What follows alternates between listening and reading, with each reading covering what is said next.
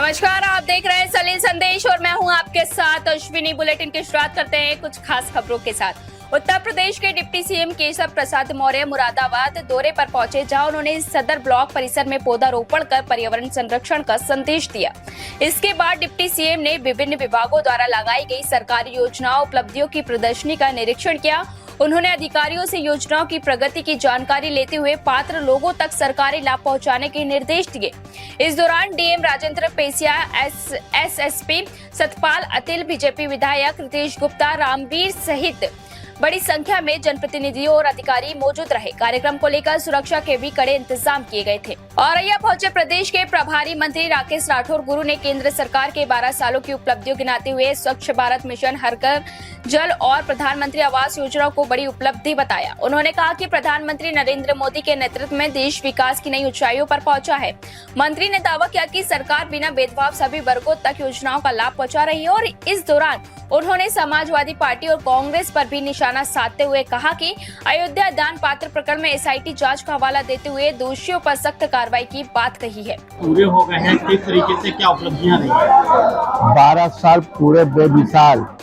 अगर 12 साल माननीय मोदी जी के नेतृत्व में और 9 साल उत्तर प्रदेश महाराष्ट्र के नेतृत्व में, इससे पहले अगर देख ले सरकार 50 साल कांग्रेस के साथ रही है। कांग्रेस, और आपको बताने की जरूरत नहीं है, 50 साल जो राज किया है, गांव तक लाइट नहीं पहुंचा पाया। गांव तक अमृत योजना के माध्यम से जो जल पहुंचते, पानी पहुंचना चाहिए था, पानी नहीं पहुंचाने। ये हमारे माननीय मोदी जी की सोच है, जिसे उस समय जब 14 में जब बने थे, 2014 में जब बने थे, माननीय मोदी जी की जब सरकार बनी थी, लाल किले से जब आह्वान किया था स्वच्छता पे अभियान, तो लोग जो हैं कांग्रेस के लोग नहीं और भी पार्टी के लोग हंसते थे। ये धरातल उतारने का काम आज भी है। आज शाम को 6 बजे 7 बजे के बाद कहीं कोई गांव में चले जाए और स्वच्छता पे अगर देखें तो हमारी माताएं बहनें जो सड़क पे जाती थी 50 साल पहले, आज 12 साल में कुछ सड़क पे कोई हमारी बहनें माताएं कहीं नहीं, सब स्वच्छता के हिसाब से पूरे घर घर शौचालय लेटिन बनी हुई है। मुख्यमंत्री तीर्थ दर्शन योजना के तहत नागदा से चयनित 6 श्रद्धालु वैष्णो देवी यात्रा के लिए रवाना हुए। यात्रा से पहले नगर पालिका प्रतिनिधियों और जनप्रतिनिधियों ने यात्रियों का पुष्पमाला से स्वागत कर शुभकामनाएं दी तथा उनका आशीर्वाद लिया। श्रद्धालुओं ने सीएम डॉक्टर मोहन यादव का आभार जताते हुए कहा कि योजना के माध्यम से उन्हें माता वैष्णो देवी के दर्शन का सौभाग्य प्राप्त हुआ है। इस दौरान नगर पालिका अध्यक्ष प्रतिनिधि ओपी गहलोत सहित कई जनप्रतिनिधि मौजूद रहे। मथुरा में श्री कृष्ण जन्मभूमि मुक्ति आंदोलन को लेकर सुप्रीम कोर्ट के वरिष्ठ अधिवक्ता डॉक्टर एपी सिंह ने दिनेश फलहारी महाराज के साथ श्री कृष्ण जन्म स्थान के दर्शन किए। उन्होंने कहा कि जन्मभूमि मामले में न्यायपालिका पर पूरा भरोसा है। डॉक्टर सिंह ने बताया कि राष्ट्रपति से मुलाकात का समय मांगा गया है, जहां प्रतिनिधिमंडल श्री कृष्ण जन्म स्थान पर नियमित पूजा अर्चना, दीप प्रज्वलन और माखन मिश्री भोग की व्यवस्था सुनिश्चित करने की मांग करेगा।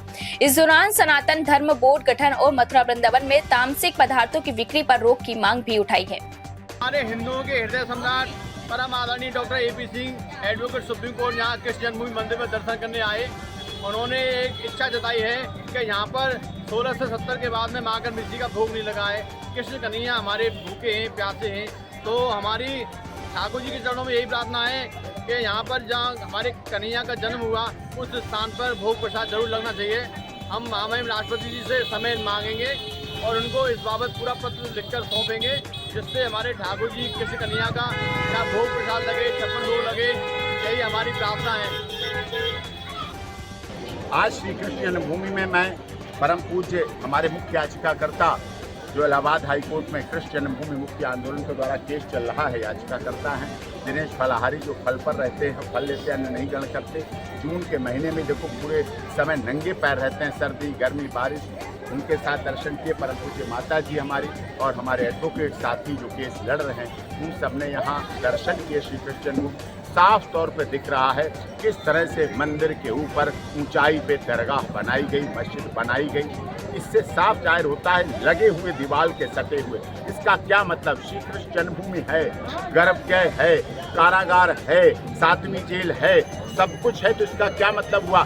श्री कृष्ण जन्मभूमि, श्री कृष्ण जी, सुदामा जी, बलदाऊ जी क्या वहाँ नमाज पढ़ने जाते थे? से क्या सिद्ध करना चाहते हैं। ये पूरी तरह से हमारा केस मजबूत है। रीवा जिले के सुहागी थाना पुलिस ने जुड़ा एक मामला चर्चा में है। आरोप है कि पुलिसकर्मी शासकीय वाहन से डी-मार्ट मॉल में निजी खरीदारी करने पहुंचे। प्रत्यक्षदर्शियों के अनुसार वाहन में वर्दीधारी और सिविल ड्रेस में कुल 4 लोग मौजूद थे। सरकारी वाहन की कथित निजी उपयोग को लेकर लोगों ने सवाल उठाए। मामला सामने आने के बाद पुलिस विभाग की कार्यप्रणाली पर चर्चा तेज हो गई है। हालांकि अधिकारियों की ओर से अभी तक कोई आधिकारिक प्रतिक्रिया सामने नहीं आई है। थाना प्रभारी सुहागी की गाड़ी आज ये शॉपिंग करने आई है। इतना फ्री टाइम है इनके पास। ये देख सकते हैं आप, ये डी-मार्ट में शॉपिंग करने के लिए आई है। ये देखिए आप, ये डी-मार्ट में ये थाना प्रभारी की गाड़ी यहाँ पे खड़ी हुई है। ये शॉपिंग करने के लिए आए हैं आप। रीवा के चर्चित इको पार्क में करोड़ों रुपए की कथित अवैध वसूली का मामला सामने आया है। आरटीआई से प्राप्त दस्तावेजों के आधार पर शिकायतकर्ताओं ने दावा किया है कि पार्क में प्रवेश निःशुल्क होना चाहिए था, लेकिन सालों से टिकट के नाम पर लोगों से पैसे वसूले गए। आरोप है कि इस प्रक्रिया से करीब 8.35 करोड़ रुपए की वसूली हुई है और मामले में लीज, भूमि उपयोग और राजस्व से जुड़े सवाल भी उठाए गए हैं। अब सामाजिक संगठनों ने दोषियों पर एफआईआर राशि राजसात करने और पूरे मामले की उच्च स्तरीय जांच की मांग की है। चार्ज कम होना चाहिए, क्योंकि नॉर्मल पर्सन ने, जैसे कि हम लोग ज़्यादा बहुत हाई क्लास से नहीं है, हाई क्लास से भी अगर हो तो जैसे सुविधाएं के हिसाब से थोड़ा 300, 200 या फिर 250 ऐसा कर सकते। अगर आप वाटर पार्क ना जाए, सिर्फ इसके अंदर जाना हो ब्रिज के पास, हाँ, तो भी इनका 100 का चार्ज लगता है। हाँ। इसको आप क्या मानती, सही है कि गलत?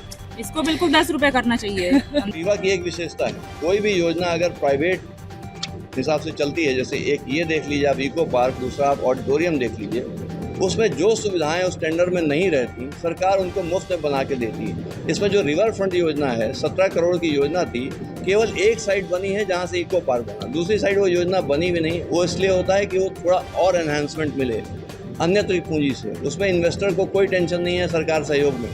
मथुरा के गोवर्धन थाना क्षेत्र की अडिंग चौकी से जुड़ा एक वीडियो सोशल मीडिया पर तेजी से वायरल हो रहा है। वीडियो में कुछ नाबालिग बच्चे पुलिस की जिप्सी में बैठकर खेलते हुए नजर आ रहे हैं। वीडियो सामने आने के बाद पुलिस वाहन की सुरक्षा निगरानी व्यवस्था पर सवाल उठने लगे हैं। स्थानीय लोगों का कहना है कि कानून व्यवस्था का प्रतीक पुलिस वाहन इस तरह बच्चों की पहुंच में नहीं होना चाहिए। हालांकि वीडियो की आधिकारिक पुष्टि नहीं हुई है, लेकिन मामला क्षेत्र में चर्चा का विषय बना हुआ है। मुरादाबाद के कुंदरकी थाना क्षेत्र के चक खिताबपुर उर्फ खन्नूपुरा गांव में रविवार सुबह बदमाशों ने 2 युवकों पर ताबड़तोड़ फायरिंग कर दी और हमले में 22 वर्षीय अंकित जाटव की मौके पर ही मौत हो गई, जबकि आशीष चौधरी गंभीर रूप से घायल हो गया। सूचना पर पुलिस और प्रशासनिक अधिकारी मौके पर पहुंचे और परिजनों ने आरोपियों की गिरफ्तारी की मांग को लेकर विरोध जताया। पुलिस ने शव को पोस्टमार्टम के लिए भेजकर जांच शुरू कर दी है, जबकि गांव में एहतियातन भारी पुलिस बल तैनात किया गया है। आज मेरा लड़का सुबह 6:30 बजे के करीब गोबर उतारना आया। क्या नाम था बेटे को? आशीष कुमार। और वो इन 3 लोगों ने घेर कर उस पर मारपीट की, जिसका नाम एक का निखिल है, एक का नाम विशाल है, एक का नाम देखिए, ये अर्ली मॉर्निंग एक सूचना प्राप्त हुई थी कि कुंदरकी थाना क्षेत्र के अंतर्गत खन्नूपुरा गांव में 2 पक्षों के बीच में विवाद हुआ, जिसमें गोली चली और इससे दोनों पक्ष जो है वो पहले से, इनमें से एक पक्ष का नाम है निखिल और विशाल, ये दोनों सगे भाई हैं, और जो दूसरा पक्ष है वो आशीष है। ये आशीष जो है ये यहाँ पर गोबर डालने के लिए आया था, उसी में इनका विवाद हुआ, इसमें गोली चली और इसमें आशीष को चोट लगी और उसमें अभी तक की जो सूचना है, इस सूचना के में प्रथम दृष्टया ये प्रतीत हुआ है कि इनकी जब ये गोली चली तो अनफॉर्चुनेटली एक और युवक थे जो अंकित थे, वो अपने घर के बाहर थे, तो उनको गोली लगी और उनकी मौके पर मृत्यु हुई। कानपुर देहात में समाजवादी पार्टी के प्रदर्शन के बाद सियासत गर्मा गई है। जन समस्याओं को लेकर हुए विरोध प्रदर्शन के मामले में पुलिस ने 25 सपा नेताओं और करीब 200 अज्ञात कार्यकर्ताओं के खिलाफ मुकदमा दर्ज किया है।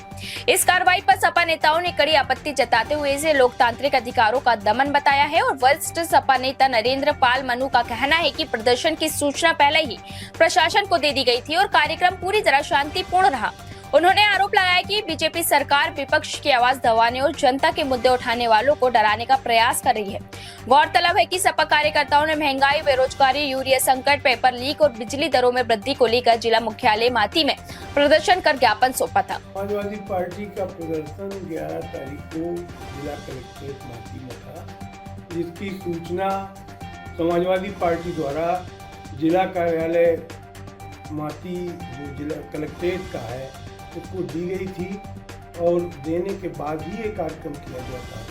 तब तक कोई आपत्ति नहीं थी, परंतु हजारों की तादाद में जब समाजवादी पार्टी के कार्यकर्ता बेरोजगारी के खिलाफ, महंगाई के खिलाफ, बढ़ते पेट्रोलियम दामों के खिलाफ, नीट के पेपर लीक होने पे, जब बिजली की समस्या को लेके, बिजली की कटौती को लेके, बिजली के रेट में बढ़ोतरी को लेके जब धरना देने गए और धरने के बाद प्रशासनिक अधिकारियों ने समाजवादी पार्टी के ज्ञापन को लिया, स्वीकार किया और उसके एक दिन बाद एफआईआर कर दी, जिससे स्पष्ट है कि सुनियोजित ढंग से बीजेपी के जिले के नेताओं के इशारे पर समाजवादी पार्टी के नेताओं और कार्यकर्ताओं के खिलाफ ये मुकदमा कायम कराया गया है।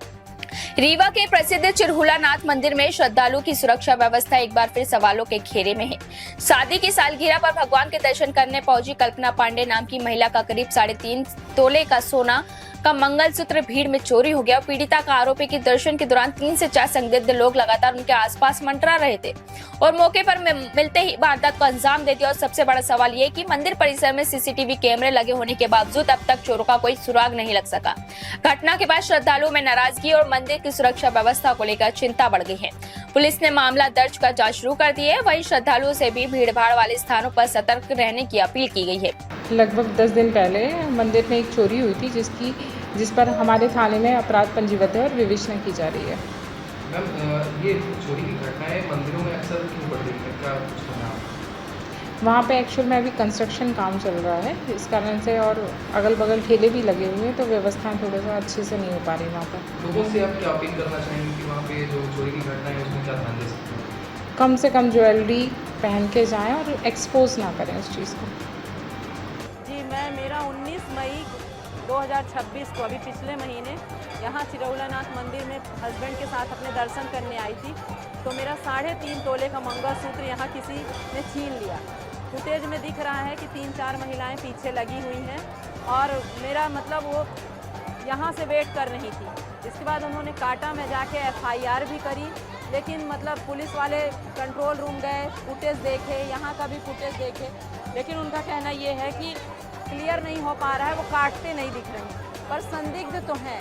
और मैंने कंट्रोल रूम में जाके पुलिस वालों के ही थ्रू जाके देखा कि वो महिला गाड़ी से आ रही है, और तो उसका नंबर यदि गाड़ी का निकलवा लें या यहाँ का वो करें तो मिल जाएगी। रायगढ़ पुलिस के ऑपरेशन क्लीन हंट के तहत ऑनलाइन क्रिकेट सट्टा और हवाला नेटवर्क पर लगातार कार्रवाई जारी है। इसी कड़ी में पुलिस ने सक्ती निवासी आकाश पंसारी को गिरफ्तार किया है, जिसका नाम कुख्यात सट्टा संचालक करण चौधरी गैंग से जुड़ा बताया जा रहा है। पुलिस के अनुसार आरोपी ऑनलाइन क्रिकेट सट्टे के संचालन के साथ साथ सट्टे की रकम को हवाला के जरिए ठिकाने लगाने में भी सक्रिय भूमिका निभा रहा था। साइबर टीम ने तकनीकी साक्ष्य और वित्तीय लेन देन की जांच के आधार पर उसे गिरफ्तार किया है। मामले में पहले भी लाखों रुपए की नकदी बरामद हो चुकी है और अब पुलिस नेटवर्क से जुड़े अन्य लोगों की तलाश में जुटी हुई है। निवाड़ी जिले में रेबीज वैक्सीन की कमी को लेकर स्वास्थ्य विभाग एक बार फिर सवालों के घेरे में है। ओरछा निवासी मयंक गुप्ता ने सोशल मीडिया पर वीडियो जारी कर आरोप लगाया कि कुत्ते के काटने के बाद उन्हें समय पर रेबीज वैक्सीन नहीं मिल सकी। उनका दावा है कि ओरछा और निवाड़ी दोनों सरकारी स्वास्थ्य केंद्रों में वैक्सीन उपलब्ध नहीं थी। वीडियो वायरल होने के बाद स्वास्थ्य व्यवस्थाओं को लेकर चर्चा तेज हो गई है। वहीं ओरछा स्वास्थ्य केंद्र के डॉक्टर ने भी वैक्सीन की कमी स्वीकार करते हुए सप्लाई प्रभावित होने की बात कही है। तो 11 तारीख से नहीं मिल पा रही थी, आज मैं फिर पता करने गया तो उन्होंने बताया कि अभी भी अवेलेबल नहीं है, और इसके साथ में उनके बड़े अधिकारी भी आए हुए थे, तो उन्होंने मुझसे कहा कि निवाड़ी चले जाओ, टीकमगढ़ चले जाओ। जब जिला में अवेलेबल नहीं है तो मैं कहाँ पे जाऊँ, और प्राइमरी स्वास्थ्य केंद्र जब ओरछा में बना हुआ है तो यहाँ पे जब पहली लग गई है तो दूसरी भी लगनी चाहिए। अन्य भी लोग वेटिंग के लिए खड़े हुए थे तो उनको भी वो वैक्सीन नहीं लग पा रही है। वो मरीज जो है पहली बार अपने पास 8 तारीख को आया था, उसको वो डॉग वाइट था। उसके बाद जो रूटीन के इंजेक्शन चलते हैं डॉग वाइट के, उस हिसाब से उसको लिखा गया। तो नेक्स्ट डे उसकी 3 दिन बाद 11 तारीख को थी, पर वो 11 को जब आया तो अपने यहाँ पे NHM कर्मचारी पूरे मध्य प्रदेश में हड़ताल पर थे, जिस कारण जो वैक्सीन का शॉर्टेज उस टाइम पर स्टार्ट हुआ और जो आज दिनांक तक पूरा नहीं हुआ है। उसके लिए ऊपर डिमांड करी गई है, लेकिन कोल्ड चेन प्रभावित होने की वजह से उधर से ही नहीं आया है, टीकमगढ़ से आता है। रीवा के प्रसिद्ध चिरहुलानाथ हनुमान मंदिर में श्रद्धालुओं को भारी अव्यवस्थाओं का सामना करना पड़ रहा है। मंदिर परिसर में सफाई की खराब स्थिति और कचरे के ढेरों के बीच भक्त दर्शन करने को मजबूर है। वहीं भीड़ प्रबंधन के लिए पर्याप्त बैरिकेडिंग और कतार व्यवस्था न होने से धक्का मुक्की की स्थिति बन रही है। श्रद्धालु लंबे समय से पेयजल और बेहतर व्यवस्थाओं की मांग कर रहे हैं। मंदिर के पुजारियों ने भी व्यवस्थाओं में कमी स्वीकार की, लेकिन अब तक प्रशासन की ओर से कोई ठोस कदम नहीं उठाया गया है। कमी क्या है कि रो वाइज थोड़ा सा और चप्पल जूते रखने का प्रॉपर सिस्टम भी नहीं है और यहाँ नारियल तोड़ने की भी व्यवस्था सही तरीके से नहीं है। आने जाने की व्यवस्था भी थोड़ी सी सही नहीं है। अच्छा, यहाँ पे हमने देखा कि सभी एक जैसे एक ही लाइन में भेड़ बकरी वजह हाँ, जिसमें महिलाएं भी इकट्ठा हैं, पुरुष भी इकट्ठा हैं। तो क्या लगता है आपको कि ये सुरक्षा की दृष्टि से ये सही है? सही नहीं है, लेकिन अब क्या कर सकते हैं, अवस्थाएं हैं, लेकिन अलग अलग रो होनी चाहिए थोड़ा सा। खरगोन जिले की कसरावत क्षेत्र की नर्मदा पट्टी में अज्ञात चोरों ने करीब 13 मोटर पंपों के कॉपर तार चोरी कर लिए हैं और वारदात के बाद किसानों के सामने सिंचाई का गंभीर संकट खड़ा हो गया है। प्रभावित किसान बड़ी संख्या में कसरावत थाने पहुंचे और कार्रवाई की मांग की। किसानों का कहना है कि 10 दिनों में दूसरी बार हुई चोरी से खेती किसानी प्रभावित हो रही है और पुलिस ने मामला दर्ज कर जाँच शुरू कर दी और आरोपियों की तलाश की जा रही है। सर, ये आए दिन करीबन सब किसान ढालखेड़ा, बालसमत, बलगांव जो भी किसान हैं सभी की मोटरें करीबन एक महीने से करीबन 40 मोटर अभी तक कट चुकी है और जिस समय भी कटती है मोटर करीबन 10 से 20 मोटर एक बार में पूरी साथ में एक बार में काट के ले जाने चोर। हाँ, ये किसानों के यहाँ जो मोटर ऑन जो जिससे मतलब किसान खेत में पानी ले जाता है उसका मामला है। आज सभी किसान जो ढालखेड़ा के ये सब किसान बालसमत के आज इकट्ठे हुए हैं। आज तो मेरी नई मोटर चोरी हुई है, इसके पहले जो 4 तारीख है उस समय मेरी 7.5 की मोटर को तार काट के ले गए।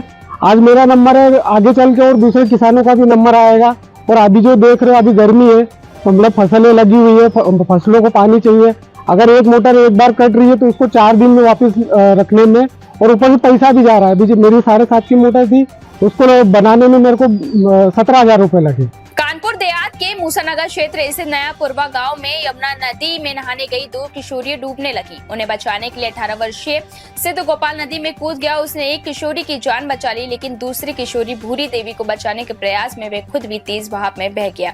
घटना के बाद इलाके में हड़कंप मच गया और सूचना पर पुलिस और प्रशासनिक अधिकारी मौके पर पहुंचे तथा SDRF और गोताखोरों की टीम को तलाश में लगाया गया। देर शाम तक दोनों का पता नहीं चल सका था। हादसे के बाद गाँव में मातम पसरा हुआ है। फिलहाल के लिए इस बुलेटिन में इतना ही। मुझे दीजिए इजाजत। नमस्कार।